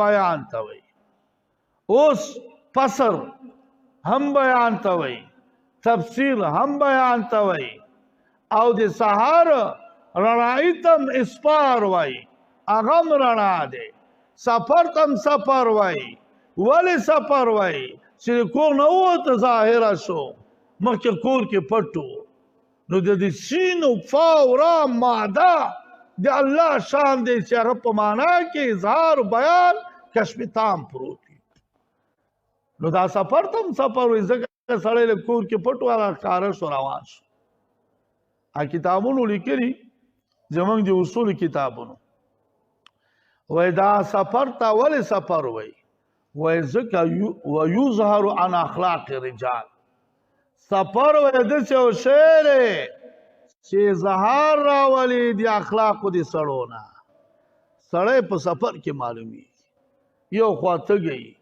بله خوا ستړی وږی بیا خو دغه سفرونو کې موږ خو لږ سفرونه کړي بعضو ملګرو به ډېر کړي ویره مې نو دې وخت کې ځان کنټرولول او خپل ملګرو سره ښه اخلاق کول دا هر څوک نشي کولی دا بیا هر چا نه وایي سفر ته ولې سفر وایي وایي ځکه یظهر عن اخلاق رجال سفر اظهار راولي د اخلاقو د سړو نه سړی په سفر کې پته لګي سفر کې پته لګي څنګه دی هسې خو 2-3 منټو کې څه ناست وي څه پته لګي هغه د عمر بن خطاب رضی الله تعالی عنہ یو چا په حق له تپوس وکړو پوښتنه یې وکړه چې پلانی سړی څنګه دی دا ورته وویل ډېر ښه سړی دی نو دا ورته وایي تا سره سفر کړی چې ته وایې دا ښه سړی دی تا سره ګاونډی پاتې شوی دی ستا ورسره معامله راغلی دی ښه سړیتوب خو په دریو شیانو معلومیږي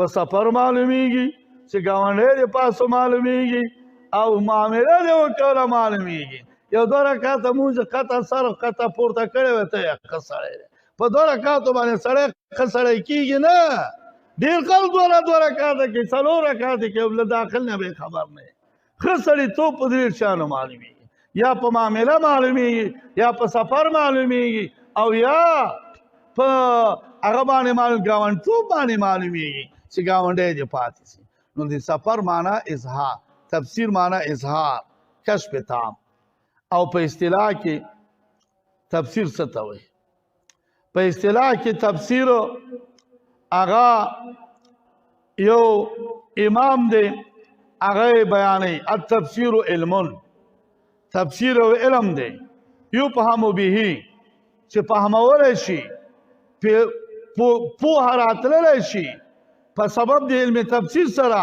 په کتاب الله باندې په کتاب د الله تعالی باندې اسه کتاب چې هغه نازلی په جناب باندې صلی الله علیه وسلم دغه کتاب الله په هم په سبا راځي په معنیو د کتاب الله باندې او په استخراج د احکامو د کتاب الله نه او حکم د کتاب الله نه معلومیږي دا هغه التفسیر علم يفهم به كتاب الله المنزل النبي محمد صلى الله عليه وسلم وبيان معنيه او اظهار د معنیو د کتاب الله کیږي و استخراج احکامه و حکمه او استخراج د احکام د کتاب الله کیږي او استخراج د حکم او د مصلحتونو د کتاب الله کیږي دا اصطلاحي معنا دی تفسیر شو بل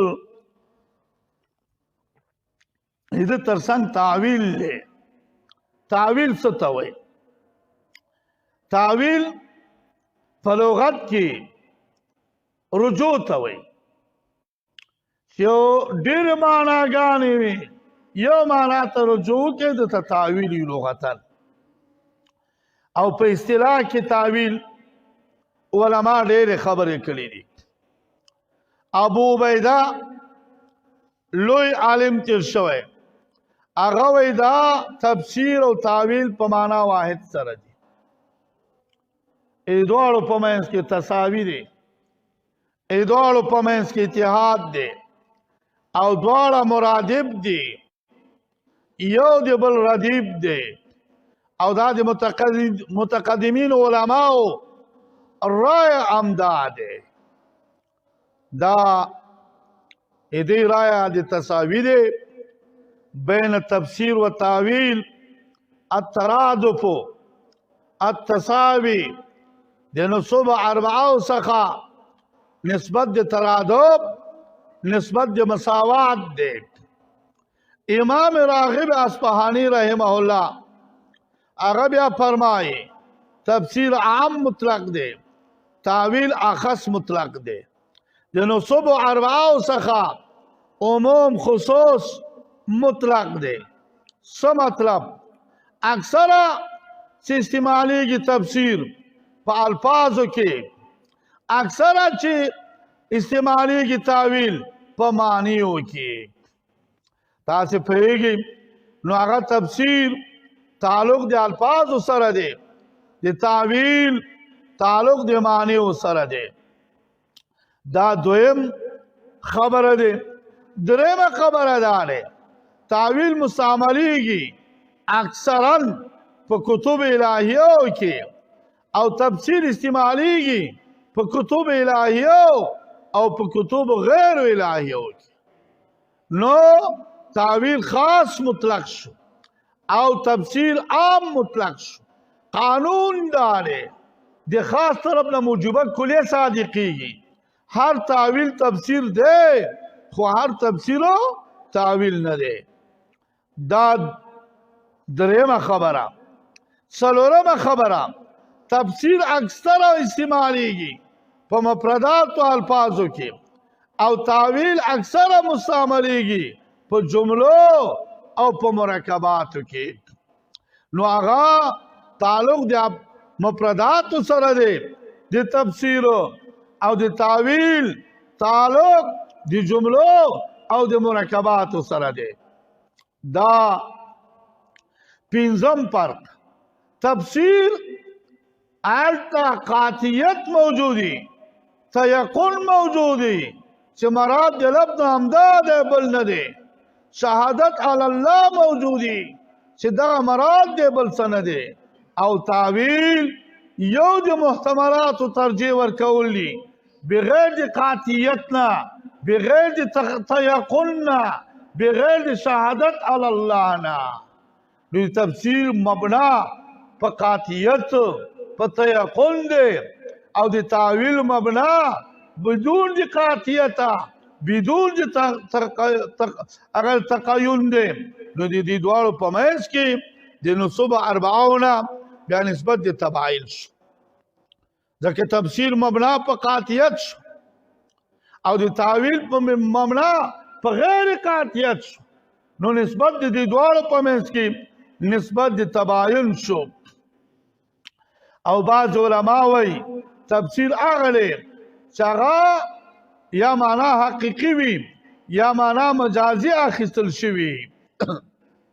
تاسو پوهیږئ معنا حقیقي یا معنا مجازي اخیستل شوي او تعویل چې دی د اخبار د حقیقت معنا نه چا بل چا کړی وي د هغه نه څه خبر ورکړې ستا خپل کار نه وي. دام تفسیر شوی دی او دا د تفسیر خبره دی. او آخرینی فرق چا بیان کړی دی؟ آخرینی فرق تفسیر ما يتعلق بالروایت. تفسیر هغه دی چې په روایت باندې تفسیر شوی. و تعویل ما يتعلق بالدرایت چې تعلق په درایت او په عقل باندې وي، په رای او فکر باندې وي. او دې تفسیر تعلق د نقل او روایت سره وي. په نقل او روایت تا وضاحت کړی، په خپل فکر او په خپل درایت چې کړی وي هغه ته تعویل وایي. بیا هم د دې په منځ کې نسبت د چا شو؟ د تباین شو. د دې په منځ کې نسبت د تباین شو. او چا دا خبر هم کړی دی چې تفسیر بیان د هغه معنیو دی چې هغه مستفاد وي د عبارت النص نه. تعویل بیان د هغه معنیو دی چې هغه مستفاد وي په اشارت النص باندې. چې کوم شی استفاده په عبارت نص باندې وشي هغه معنی اظهار وشي په عبارت النص دا تفسیر دی. او چې کوم شي چې هغه اظهار په اشارت النص وي دا تعویل دی. بیا په دې معنا باندې د تعویل او د تفسیر د نصب اربعو څخه نسبت د تباین شو. تفسیر معنا لغوي معنا اصطلاحي وشو. د تعویل معنا لغوي معنا اصطلاحي وشو.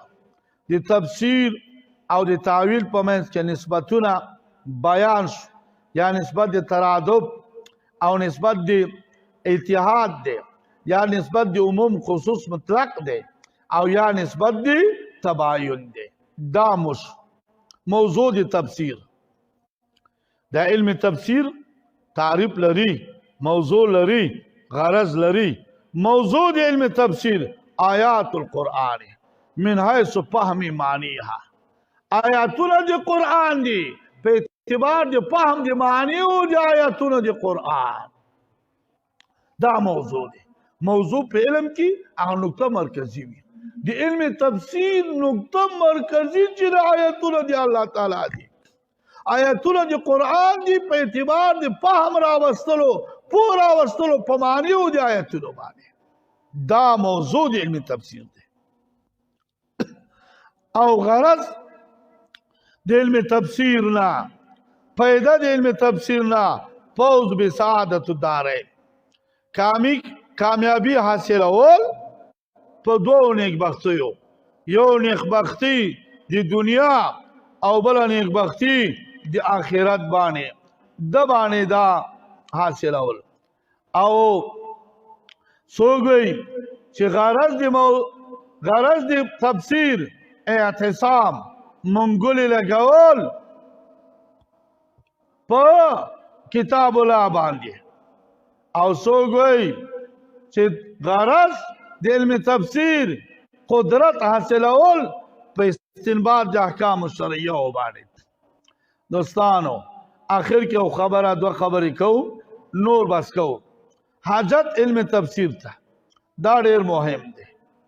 علم تفسیر ته حاجت یا علم تفسیر دی علوم مهمه نه دی، د هغه علومونه دی چې اهم دي په شرع کې.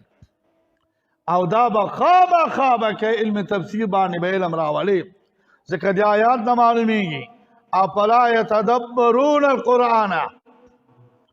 آیا ولې د تدبر سوچ په معنیو د قرآن کې نه کوي؟ په معنیو د قرآن باندې ولې هغه علم نه حاصلوي؟ علامه سیوطي رحمه الله وایي اجماع د علماو دی چې علم تفسیر د فروض کفایهونه دی، فرض کفایي ده علم تفسیر زده کوله، فرض کفایي دی. هغه د علوم ثلاثو شرعیهونه دی چې علم تفسیر به راولي. او د علم تفسیر فضیلت او شرافت، د علم تفسیر فضیلت او شرافت په دې آیات کې راځي. دا معنی دی چې ومن یؤت الحکمت، چاته چې حکمت علم تفسیر ورکړی شو، فقد اوتي خیرا کثیرا، هغه ته خیر کثیر ورکړی شو. همدارنګې د علم تفسیر شرافت فضیلت په دریو شیانو باندې دی. په اعتبار د موضوع، د علم تفسیر موضوع سره آیات د قرآن کریم، په اعتبار د غرض، غرض سره چې منګولې لګول په کتاب الله باندې، په اعتبار د حاجت، په اعتبار د حاجت هغه کمال حاصلول هم په دنیا هم په آخرت کې، په دغه حساب باندې علم تفسیر ذی اشرف دی.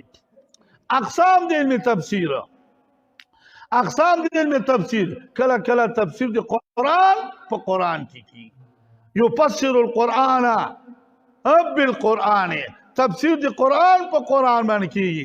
دا ډیر لوی قسم دی، هغه اعلی قسم دی تفسیر د قرآن په قرآن باندې. لکه مثال په توګه چې سورت فاتحه کې راځي انعمت علیهم، لاره د هغه کسانانو چې الله تا په احسان کړی. او په بل آیات کې د دې انعمت علیهم کسانو تفسیر کې اولئک مع الذی انعم الله علیهم، دا کسانان د هغه کسانانو سره دي چې الله په احسان کړی. هغه څوک دي؟ من النبیین والصدیقین والشهداء والصالحین. دغه تفسیر د قرآن په قرآن. البته انعمت علیهم دی مجمل دی، تفسیر بل ځای کې کړی چې انعام والا څوک دي؟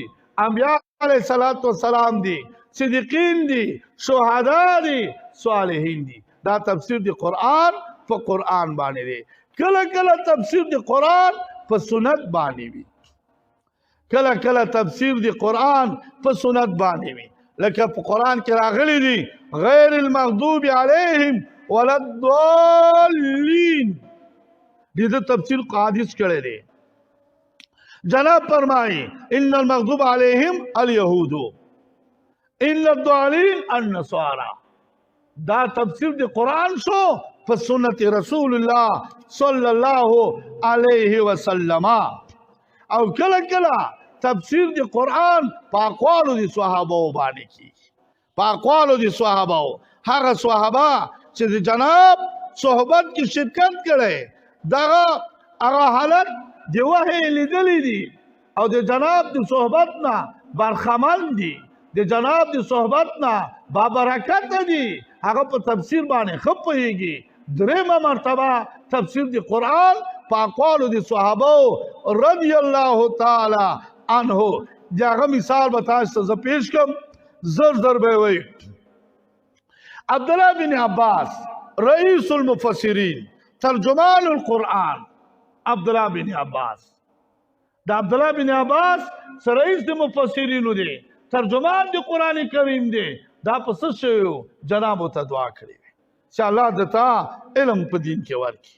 او دوی یې څنګه کړې وه چې جناب اودس ته ته د لوټکه راواخیستله، هغه تشناب ته هم داخل ته ننوته او دا لوټه لرې هم کېنښودله، مناسب ځای کې ورته کېښودله چې جناب راغی خدمت ته وکړ. څه ناشنا خدمت دی، ناشنا ښه خدمت دی. نو جناب دعا وکړه ای الله د تفقه پوهه په دین کې ورکړي. دا خدمت دا هم ډېر غټ شی دی، دا خدمت هم سبب د دعا ګرځي. هغه دعا یې ورته وکوله، بیا ترجمان د قرآن جوړ شو، رئیس المفسرین جوړ شو. نو د امیر المؤمنین د عمر بن خطاب په زمانه کې ډېر سپینګیري صحابه، جلیل قدر صحابه، اکابر صحابه به ناست. نو عبدالله بن عباس هم ځان سره کېنو.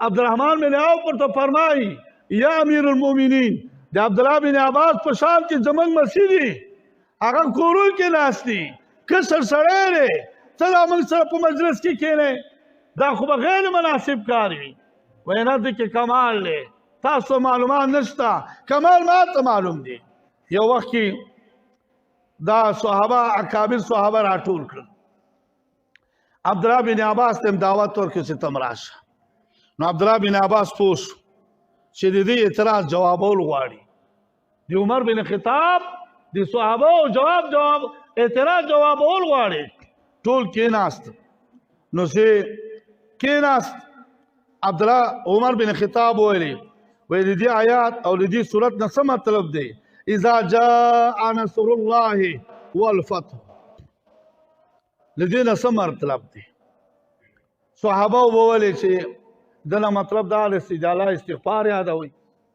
او جاله تسبیح وایي بعض خاموش شو بعض غلی شو هیڅ ونه ویلي عبدالله بن عباس ته مخ راواړو تفسیر د قرآن په قول صحابي عبدالله بن عباس صحابي وایي مطلب د دنه څه دی وایي د جناب اجل او نیټه پوره شوه نور ځکه چې څوک چې یو کار ته راغلی وي هغه کار تمام شو خو هغه سړی ځي که نه څوک چې یو تعمیر ته راغوښتل شوی ګلکار یو د تعمیر ضرورت پوره شو نو هغه ګلکار بیا پاتې نو څه دلته ډله ډله خلک مسلمانان شول تکمیل د اسلام وشو کار وشو تعمیر پوره شو نو د جناب اجل ته اشاره ده چې جناب نور طلوع والا دی چې دا خبره وکول عبدالله بن عباس وایي دا رایه زمام دی او صحابه ورته وویلې وملیده سړی کې کمال دی که نه دا خو په مشري باندې نه ده په هغه باندې عمر باندې خو نه ده نو ځکه په دا غټ غټو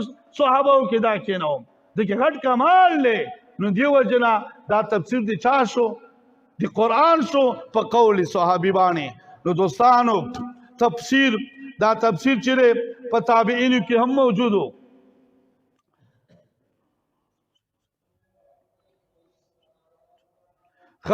دا وایي تفسیر په تابعینو کې هم موجود و او په تابعینو کې هم موجود و خو دونه خبر دی لږ به سره خلاصه کړو دا نن دا مقدمه به خلاص کړو چې کوم علوم تفسیر کې ضرورت دی اول دا دی لغت په تفسیر کې علم لغت ته ضرورت دی عربي کلماتو باندې به سړی پوهېږي علم تفسیر کولی شي دویم چې علم تفسیر کې ضرورت دی نحوې ته نحوه فاعل و مفعول مضاف الیه معلومولی شي ډېر خوندور علم دی دونه خوندور علم دی نحوه چې اندازه یې نشته کتابونو لیکلي وایي که څوک عاشق وي میین وي نحوه دې شروع کړي که په نحو باندې علم راغی ټول عشق ته ختمیږي نحو ځان ته عشق دی د نحوې ځان ته یو محبت دی ځان ته یو مینه دی چې هغه په نورو مینو باندې غالبه کېږي علم نحوه به ضرور لري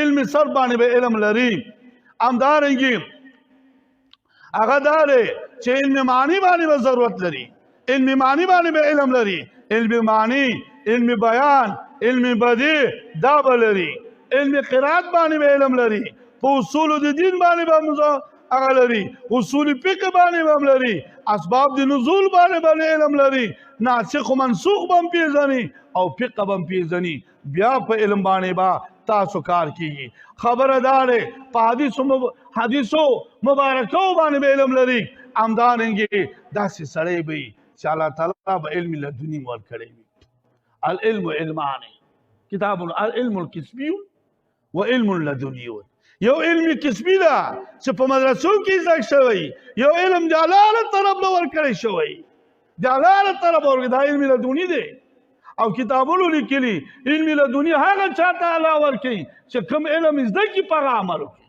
چې کوم علم زده کړي په هغه عمل وکړي دته علم لدني وي علم لدني دا مطلب القا د خیر به وشي یو ځای کې به بند وي یا دا به څنګه کوم څنګه به کېږي یو ناڅاپه ټک شي راولېږي هغه ځای حل شي دا موږ په قراتو مراتو یاد کړي په مطالعو خبره نه حل شي داسې نه شي په اسناد درس کې یو القا د خیر وشي یو ټک شي یو رڼا راولېږي سړي ته هر څه زده شي العلم علمان علم کسبي وعلم لدني چې الله دته علم لدني ورکړی بیا به دا علم زده کوي تفسیر بالرعايه په عقل باندې تفسیر عقل مجرد باندې تفسیر دا مضموم دی ټیک نه دی دا صحیح نه دی ځکه حدیث مبارک دی من قال فی القرآن بغیر علم فلیتبوع مقعده من النار همدارنګه عمران بن جندب وایي هغه دا خبره کوي څوک چې په رایه سره د قرآن تفسیر وکړي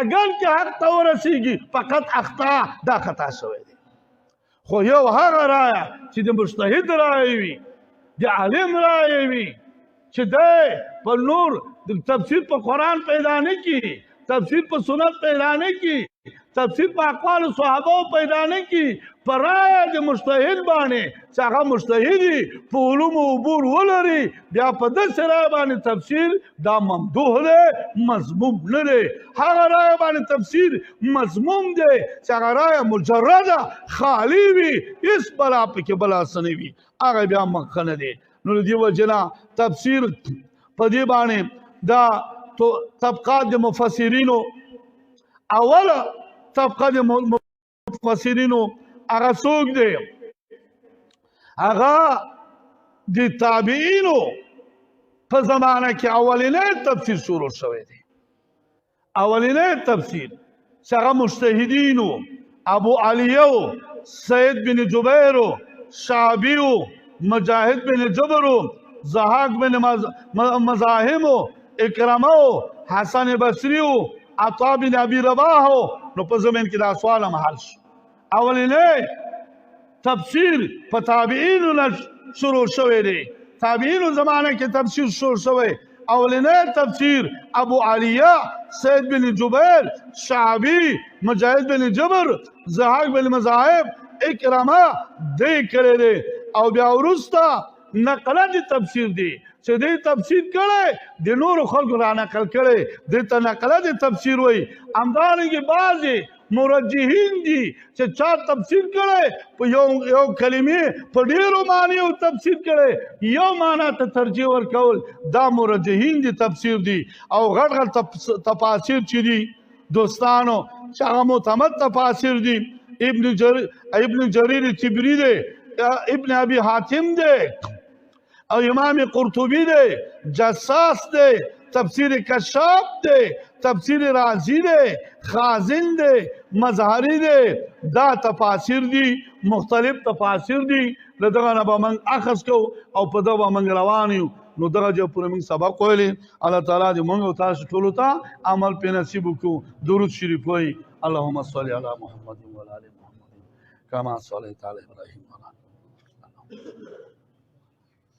یا الله تعالی دا موږ چې څه ویل الله تعالی موږ ته په عمل نصیب کړي یا الله د قرآن سره د موږ نسبت قایم کړي د قرآن سره ربط راولي د قرآن سره مناسبت راولي د قرآن سره مینه راولي یا الله په دې مینه باندې موږ کامیاب کړي د قرآن په معنیو باندې موږ باندې علم راولي د قرآن په هغه په مصادقو په مفاهیمو باندې موږ علم راولي یا الله موږ نه یو پوه موږ نادان یو ناپوه یو علم د ستا سره دی ستا له طرف نه موږ باندې القا د خیر القا د علم دروازې د علوم را خلاصې کړي موږ علما کې خاص کر ستا په کتاب الله باندې ستا په دین باندې موږ ته علم راکړي یا الله ستا په دین باندې موږ ته علم راکړي د علم په سبب باندې یا الله موږ ته خوشحالي نصیب کړي مقاصد شرعي هم پوره کړي ضرورات هم پوره کړي مشکلات هم حل کړي د بلیات او مصایبو د فتنو د شرورو د خفګانونو د شرپسندو خلکو نه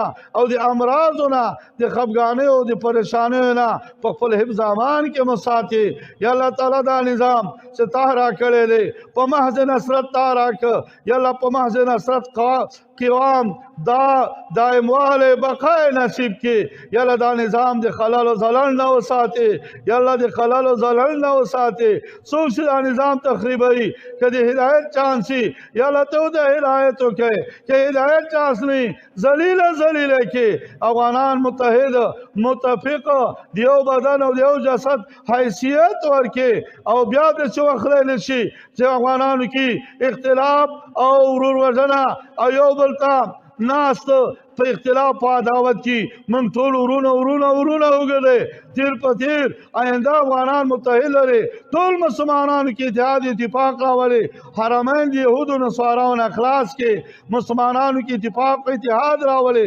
عمران صالحان استقامت په دین نصیب کې اتفاق نصیب کې یا الله ته اتفاق نصیب کې د اهل مجاهدین په خپل سنگرو کې استقامت نصیب کې یا الله اتفاق نصیب کې زمونږ وروڼو نه خلل او نقصان او خیانت دا وباسي موږ د خپل دین او نظام ته وفادار کې خپل اجتماعي ګټو ته وفادار کې یا الله د دین محبت زمونږ وروڼو کې راولي ټول مسلمانانو کې اتحاد او اتفاق راولي چې کله مرو په دې کلمه مرګ نصیب وګرځي چې لا اله الا الله محمد رسول